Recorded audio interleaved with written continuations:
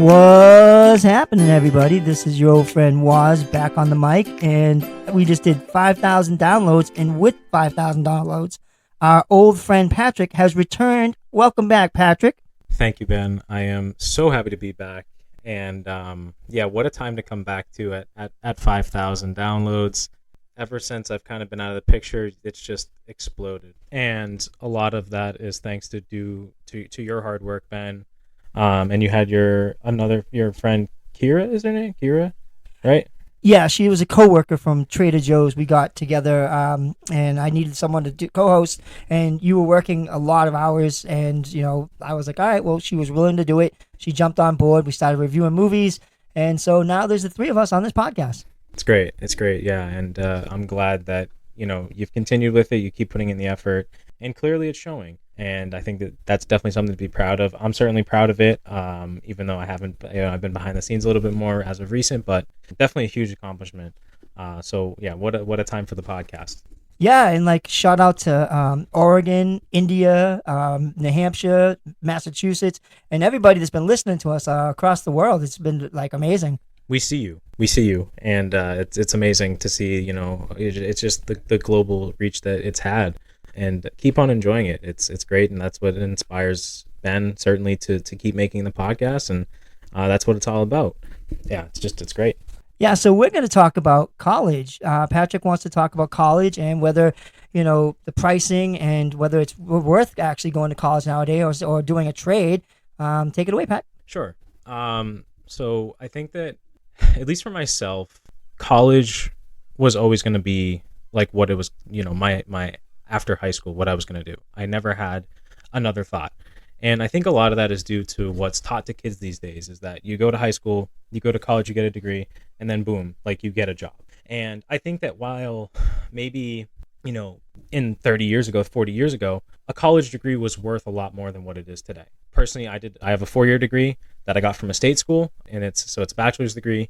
And those are basically a dime a dozen these days, right? They really aren't worth what they used to. And anybody who's been, in school and just came out or whatever and is looking for a job, you'll find that the minimum job requirements are insane, and they require years of experience, which for somebody who just graduated college is basically impossible. How are you going to have working experience if you're in college and you don't have a degree yet? And a lot of them require master's levels degrees and just the most insane amount of experience and skill sets. And I think a lot of that is due to basically a flooding of people with degrees, but people who are, maybe unqualified because they're given out so easily. I went to a state school, like I said, and I can honestly say that it was not very difficult for me. I was a slightly above average student, and I just did all my work, and it was not hard. So it's very easy these days to get a degree, and I think, that's one of the reasons why, and that's all due to, I think, what kids are getting taught in school. I don't know what it was like for you in your day. Maybe it was pretty college focused, right? In the 80s, whatever, right? Well, for me, I went to North Shore Community College in Lynn. I was going through my mom's death, and my dad was old. And for me, college was not anything I wanted to do. I spent most of it drunk. I went to the classes drunk. I watched people that did get degrees in computers come back and have to retake the computers because of the different programs. They were learning one program, and then they'd go out and then it would change, so they had to come back and learn a whole another program. And it just back then college degrees were more important, but I see now what you're talking about. I watch people that have no college degrees or any education become management. I mean, they're just giving these management positions. Exactly. And things like trades, your carpenters, your electricians, your plumbers, etc., have become in a bit of a shortage because the people who were previously going to school for those, back in 30 years ago, 20, 30, 40 years ago, when that kind of thing was more encouraged, those people are leaving the workforce, and they're leaving behind these empty spaces for kids high school age kids to take. And you don't have to spend 4 years in college. You can get a job within a year or two if you do your apprenticeship, your journeyship, whatever it might be, and you're making nearly six figures depending on what you're in. You know, specialties like electricians and stuff like that, they make ridiculously good money. And I've had friends who decided to go into trades after high school instead of going to college. And they're doing very well for themselves. And I had to go through 4 years of school, pay a ton of money, and then I even consider myself lucky to have gotten the position that I got. I think that the position that I have, I got very lucky to have. It, you know, it's not common for people to get a job in their field out of school. I went to school for finance, and I got very lucky that I got a job. It's just there's not enough places for people to get jobs, and so like I'm sure that probably know friends that are in the trades and that kind of stuff, and they probably do pretty well for themselves. Oh yeah, I have a bunch of friends that are carpenters, electricians, and what they tell me is earned compared to entitled. They feel that they went and did these things. They had to be hands on. They earned the money and the places they are. Where they feel people that went to college, they feel like they're entitled. They feel like when they leave college, they feel like they're entitled to a great job, and that's the difference because they're not guaranteed to get a great job. Right. And so I also had a part-time job at Home Depot recently that I'm no longer working at now. But one of the kids who I worked alongside of was a high school senior. And he was stressed because he didn't know whether or not he wanted to go to college or what he wanted to do after high school. And that's unfortunately a very common thing, is people don't know what they want to do. And that's, I think, totally natural. It's a big step in life, probably their biggest step in life up until that point, right? Is like, okay, I'm an adult now. What do I do? And he really didn't want to go to college, but his family was pressuring him into going to college. He had two older brothers who had both gone to four-year university, so he was the youngest. And he felt like that he was almost going to be looked down upon if he didn't go to college. But I kind of advised him and was kind of like a soundboard for him. And I was basically telling him, hey, look, do what you want to do. Don't do what people are telling you to do. If you feel like, and he wanted to be potentially like a tradesperson. I think he wanted to be an electrician specifically. And I was like, then do that. Do that. It won't cost you nearly as much time, nearly as much money. And then if you don't like it, then college is always there for you. But the thing is it seems like today it's frowned upon if you're not going to college, right? And it's almost like, I don't know what the word is, but like it's kind of frowned upon. Is that how you would say it? Oh, 100%. Me and Kira did a movie called Three Idiots, and it deals with colleges in India. And the Indian culture frowns upon people that don't go to college. To them, it's a mandate that they go to college and become something, educated and making a lot of money. Sure. Yeah. And like in with my job, we're outsourcing a lot of our customer service and roles like that to India because there's a lot of smart people there. But yeah, to your point, it's like this kind of, bad thing in a way.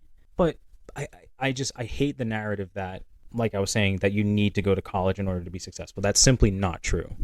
And I don't know what it will take for people to realize that. But literally the people who are working, it's white collar, right? Those are... Yeah, they're called white collar. White collar. These people who are working white collar jobs are literally, building the country and keeping your sidewalks, you're cleaning your streets. Those are blue collar. Those are blue collar. Yes. Yeah, blue collar. These blue collar people are building the houses that you live in, and they're essentially responsible for, contributing to a lot of what we take advantage of. Having running water in your house, having electricity in your house, anything like that is all thanks to people who work in blue collar jobs, not people like me who work in white collar jobs, right? I'm just a pencil pusher, if you will. So I think that it's time for society to realize that there's a shortage of people in blue collar jobs, and time to correct that. Time to, there's plenty of tech schools out there. Like, we're from Lynn. There's Lynn Tech, which is a great tech school. Your son, right? Or, whatever. My stepson, Your yes. stepson, yeah. He's a product of going to Lynn Tech and getting a job, in like that kind of field, right? He drives a BMW. I don't. I just want to point that out, by the way. So yes, he went to tech school. Yeah. And I think if you're a kid in high school or a high school age kid and you're thinking to yourself, what's next for me? I think that you can absolutely consider things outside of college, no matter what the environmental pressure is. Well, at least in America, because like I was saying earlier, there's just a shortage of people. There's going to be jobs there. The market is great. the people who are coming out of college, like if college is your route, you definitely want to get your money's worth and go for something that is actually, relevant in today's day and age, i.e., computer science, technology, that kind of thing. But the competition for that is fierce, and you're not guaranteed a job. And if you don't have a fallback, I mean, then you're going to be not working in your field, and you're going to be wasting all those years doing something else. I mean, you got to look at these things before you make these decisions, because it's rough out there. It is absolutely rough out there. So kind of to go on a little tangent from that, after I got my degree, I kind of thought to myself, okay, what now? Like, okay, I did the college thing. Now what? I graduated in May of 2020, so that was at basically the height of COVID. In the second to third quarter of 2020. So I just started applying like crazy, like almost in a panicked sort of frenzy, because I had bills to pay, I had a future to grow, right? My fiance had just graduated from college as well, and she was kind of doing the same thing, trying to find her groove. So it can be very difficult, even for those college kids, to find jobs. And that's, again, why considering other options is totally fine. And I'm done with the negative stigma that people who work in trades get. I understand it, because their work is dirty. It's hard work, right? They come home and they have to shower and everything like that. It's long hours. It's hard work. Whereas as me sitting at home in my chair in my pampered little office, it's not hard. But those people are working. You know what I mean? Yeah. Have you ever seen Time Machine? No. So Time Machine, basically, the man gets a time machine. He goes forward in time, and it's a utopian world. Well, at least he thinks it's a utopian world. There's the Eloys and the Morlocks. The Eloys live on top of the ground, and they are what we would consider rich and pampered and living the luxury life. And below ground is the Morlocks, the hard workers. They're viewed upon as dirt. But see, the thing is, the Morlocks feed off the Eloys. Gotcha. So basically, like, okay, it's a symbiotic relationship. Yeah. And that's basically what this is right now. Right. It's a symbiotic world. Right. That's a pretty good contrast to sort of what these kids, or what the current climate is for people in America, I think. What was the name of the movie? It's called The Time Machine. Time Machine. Check it out, very people. Great movie. Check it out, people. After you listen to this podcast, check it out. Maybe they can kind of go hand in hand. But yeah, I mean, I think something else to kind of touch upon is, okay, say you don't know what you want to do. You don't know if college is the right option. You don't know whatever. You may be considering a trade. If you're happy with what you're doing, the famous thing is, like, if you're happy with what you're doing, you never work a day in your life. And thankfully for myself, I kind of feel that way. And if you hate your job, if you hate what you're doing, and you did it because you felt pressured or whatever, you're going to be miserable every single day. And I see so many people who just say, oh, I hate my job. I hate my job. But they have to do it because they have bills to pay, they have people to feed, they have a roof to keep over their head. And that's unfortunate. And it probably, in some ways, is caused by people not exploring more options when they're coming out of high school. You know what I mean? Yeah, 100%. So I work two jobs. I work at Sure does. Trader Joe's, and I work at BJ's. And I absolutely love working at Trader Joe's. I go there every day. I laugh. I have a good time. I joke. I get along with everybody. And I don't like going to BJ's because the environment's different, because it's not the same, and I work just as hard. It's just I'm not as happy. Right. And I'm sure that BJ's, I hope you're not listening, I'm sure that your time at Trader Joe's, which you're full-time Trader Joe's, right? And yes. Full-time both? Or? I'm full-time Trader Joe's, and I work about 25 to 30 hours a day. Right. BJ's. But I'm sure that the Trader Joe's hours, because of how you feel about the organization, your job, they probably go by a lot faster. You have good camaraderie with the people you work with. So it seems like less of a pull, really, right? Yeah, it's more like hanging out with friends than it is a job. Exactly. Like I had mentioned earlier, I did a little time. I worked at Home Depot for a part-time job recently. I left in September of 2023. I was just doing it as a little thing on the side for some extra money, and I felt the same way. It was just not for me, and I could not live every day working at that job. It wouldn't be it for me, and I think it all ties back to just not making wrong choices, but making choices for you. Don't be pressured into anything, that kind of, right? Yeah, I agree. So many of you probably don't know this, but me and Patrick actually worked for Home Depot a long time ago together in Saugus, Massachusetts. And me and Patrick can testify on people that had been management that didn't deserve to be management, that weren't educated enough to be management. And me and him had to pick up the slack for them.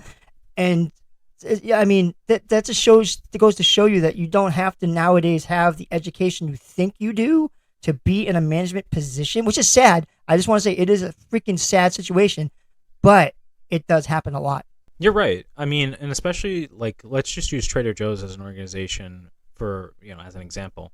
You can have people who start there in high school or just after high school, whatever it is, and make their way up the corporate ladder with no problem. I don't know if there's probably not like any kind of degree requirement for any sort of, like, you call them mates, right?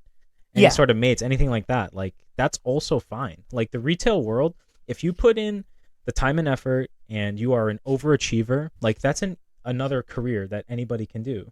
Like, even your wife was doing something, so like she was like a store manager, right? And something like that. And like, she's a grocery manager for Stop and Shop. Yeah, exactly. And so, you can do that too. There's so many different retailers. Like, we can use Home Depot as an example. One of my best friends who I used to work with at the Saugus Home Depot, his name was Junior. He started out in my department. Now, Junior is from Haiti, and he has a wife, he has a child, and they actually live in the Dominican Republic still. So he is here, his mom is here, but his wife and kid are in the Dominican Republic. And Junior started out as a basic associate at the Home Depot and has now worked his way up to the role of assistant manager within like 3 or 4 years' time. And it just goes to show, again, hard work is always rewarded. And I think that me and you certainly know a lot about what hard work is, because we were working way more than... Preach. Yeah, especially you. We were working, let's be honest, way above our pay grade.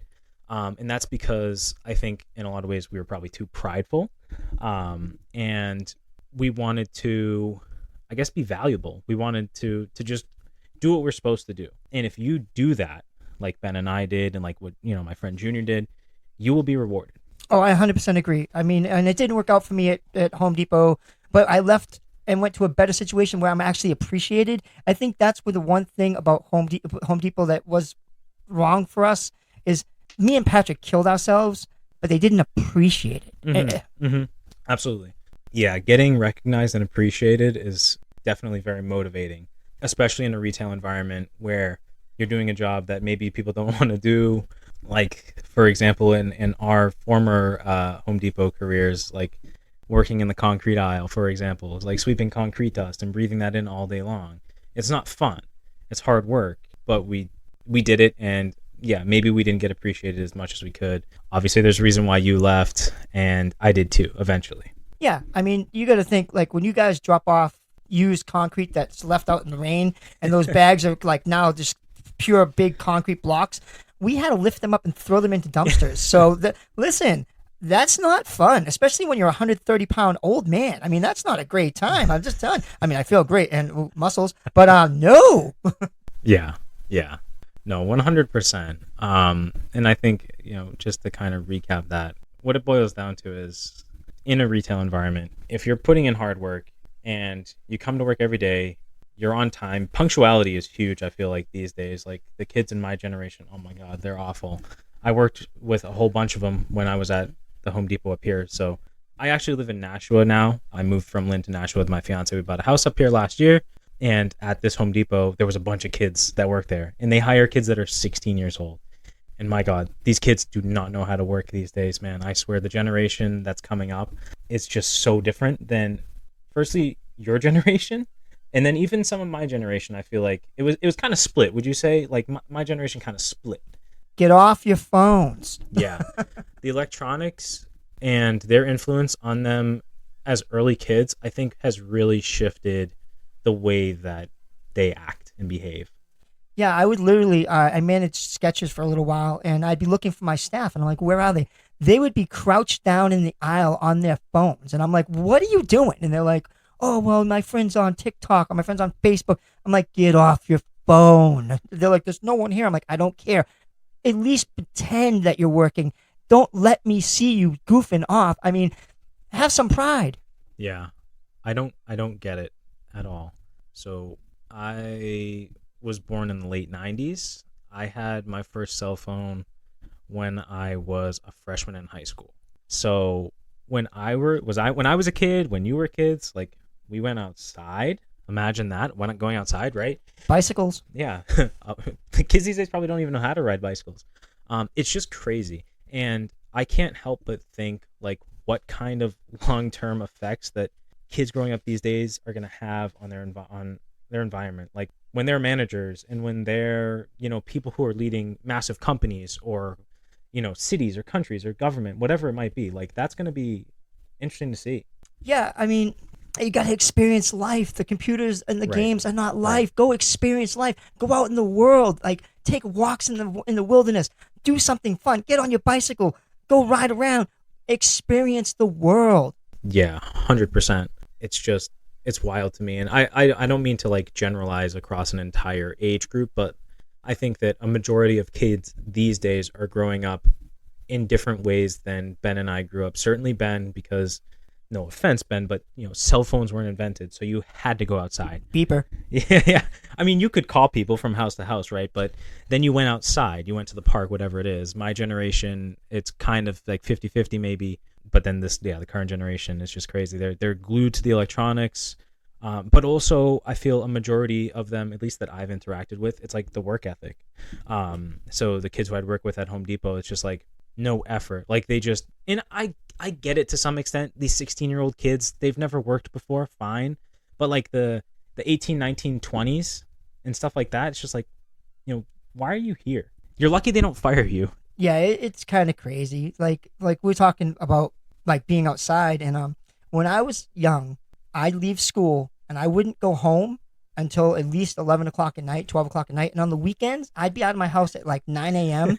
and I wouldn't be back in my house till 11 or 12 at night. And my mom, I'd call to check in to tell my mom where I was so she didn't freak out. Sure. But I was always like on my bicycle going to like, driving to Wakefield or Melrose. These are like half hour, 45-minute drives on a bicycle. But At least. I just wanted to go there and like have fun and meet girls and just experience life. And it was just so beautiful. Like you'd be driving with your friends, you'd be joking and laughing, and people watch Stand By Me, and they watch them walking the train tracks.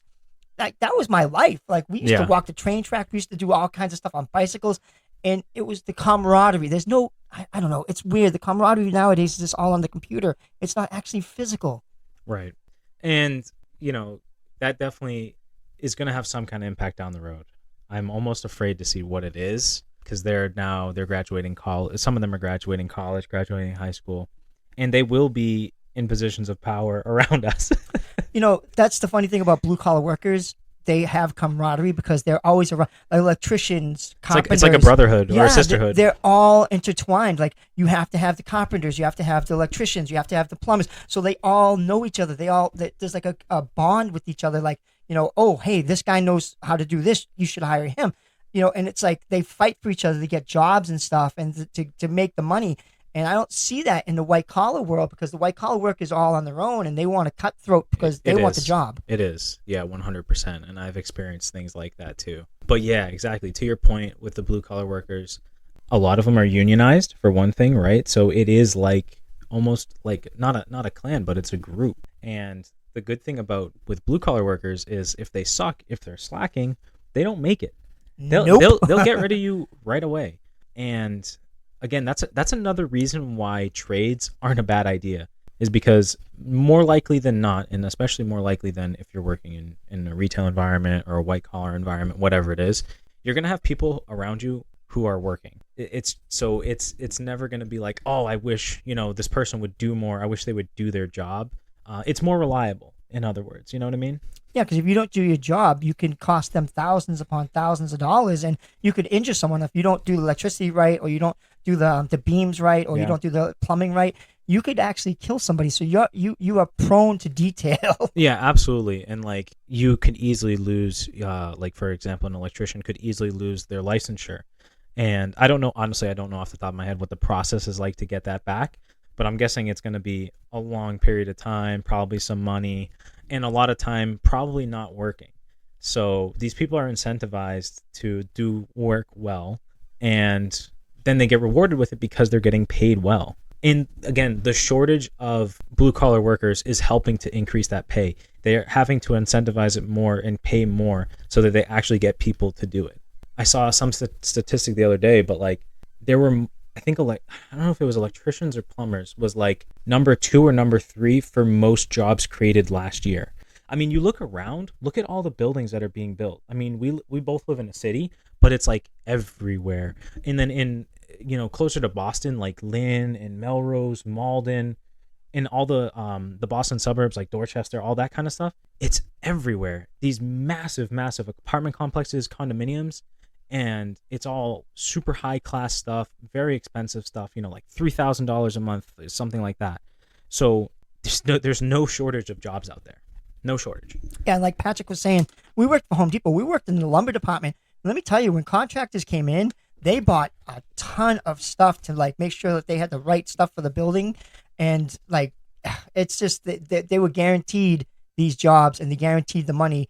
And you could see it in them. They wanted the best. And like, they would look at the beams. They would look at like everything, make sure we did it right. Like they wanted top quality because they didn't want the customer to come back. I mean, how many times did that one lady come? Remember that one lady that used to buy that was building her house? How many times did she come in and pick out stuff? I mean, 100%.